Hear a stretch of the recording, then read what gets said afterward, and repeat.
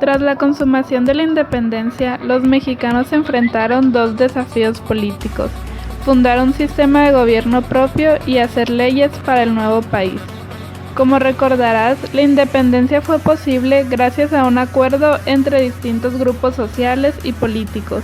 Este pacto lo encabezaron Agustín de Iturbide y Vicente Guerrero, quienes concretaron el Plan de Iguala. Según este plan, México sería gobernado por una monarquía constitucional. Esto significaba que debía haber un rey, pero este no gobernaría según sus deseos, sino con base en una constitución.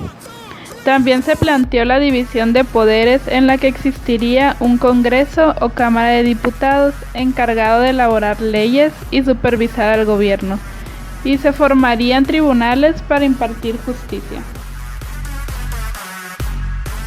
La idea de que el país tuviera un gobierno monárquico fue compartida por gran parte de los mexicanos. Por ello, a este grupo se le conoció como monarquista. Hoy parecería muy extraño que en lugar de presidente tuviéramos un rey, pero en ese momento muchos pensaron que era una buena opción para mantener la unidad y la paz interna. Según el Plan de Iguala, el trono de México debía ser ocupado por un príncipe español. De este modo se esperaba mantener las relaciones con España y el resto de Europa. Los habitantes del país recibieron con entusiasmo la fundación del Imperio Mexicano. Las provincias eligieron diputados, quienes se reunieron para redactar la Constitución. Las provincias de Centroamérica se unieron al imperio, y gracias a ello el país llegó a tener una extensión inmensa, desde California hasta la actual Costa Rica. Sin embargo, el imperio no resultó como esperaba. España no aceptó enviar un príncipe al trono de México porque no reconocía la independencia. Ante esta situación, el Congreso nombró emperador a Iturbide, pero tal hecho causó problemas, pues si bien muchas personas lo admiraban como líder político y militar, muy pocos aceptaron que se convirtiera en monarca. Iturbide entró en conflicto con el Congreso y mandó a encarcelar a varios diputados, antiguos insurgentes como Vicente Guerrero y Nicolás Bravo. Se levantaron en armas. También una parte del ejército mexicano y las autoridades de varias provincias se declararon en contra del emperador.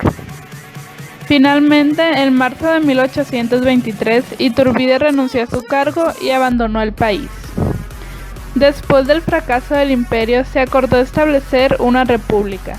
No obstante, hubo varios desacuerdos sobre qué tipo de república debía ser, federalista o centralista. Finalmente, el Congreso decidió modificar el sistema de gobierno y convirtió a México en una república federal. Este cambio quedó establecido en la Constitución de 1824, primera carta magna de nuestro país.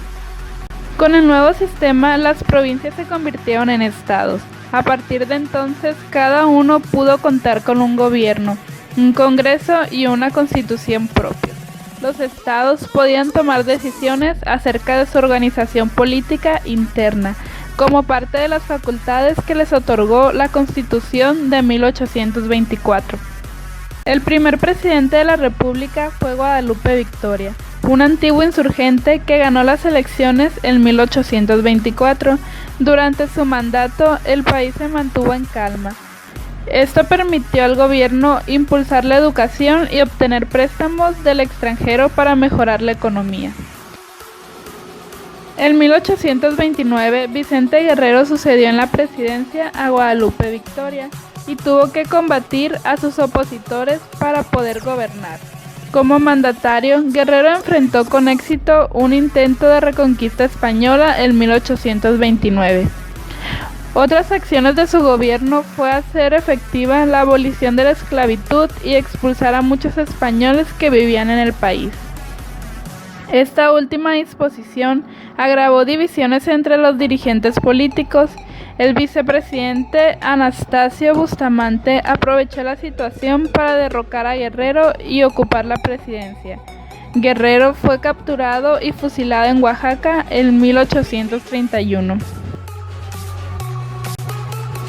En los años siguientes, los distintos grupos políticos se disputaban la presidencia, la mayoría de las veces en forma violenta y sin respetar la Constitución. El gobierno federalista daba 3 poderes: ejecutivo, legislativo y judicial. Dividía al país en estados libres y soberanos, 19 estados, 5 territorios y el Distrito Federal. Había una Cámara de Diputados y Senadores y consideraba a todos los varones adultos como electores. El gobierno centralista daba 4 poderes: el ejecutivo, legislativo, judicial y supremo poder conservador. Dividía al país en departamentos con gobernantes elegidos por el presidente. Había una junta o asamblea departamental con poderes limitados para legislar y definía el número de electores de acuerdo con sus ingresos monetarios.